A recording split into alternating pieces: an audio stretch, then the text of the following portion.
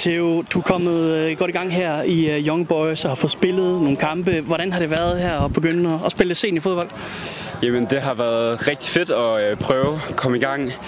Ja, som du siger, med noget seniorfodbold og lære de nye drenge at kende og klubben og trænerne. Så det har været rigtig fedt at prøve at komme i gang efter en god ferie.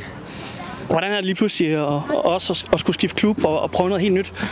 Ja, jamen, altså, det er selvfølgelig en lille omvæltning og starte på noget helt nyt.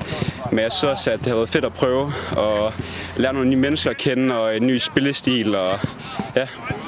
Og du har også begyndt at arbejde over Young Business og spiller fuld tid herover og så videre. Hvordan går det med at have energien til det hele?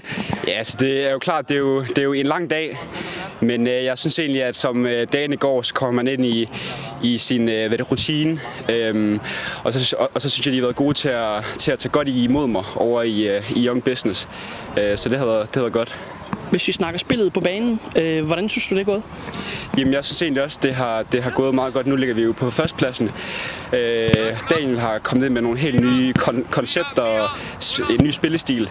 Så lige så stille for træning til træning og kamp til kamp, så synes jeg, at vi har rykket os, og vi lige så stille bygger på.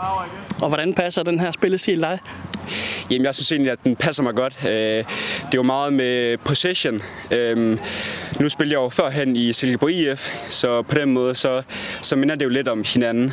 Så den passer mig egentlig godt. Nu møder vi Vanløse, som også ligger i toppen. En vigtig kamp, eller hvad? Ja, altså det er jo klart, hvis vi gerne vil rykke op i år, så skal vi jo slå de bedste. Så det bliver spændende at se, når vi skal møde Vanløse. Det bliver en spændende kamp, men vi satser på 3 point.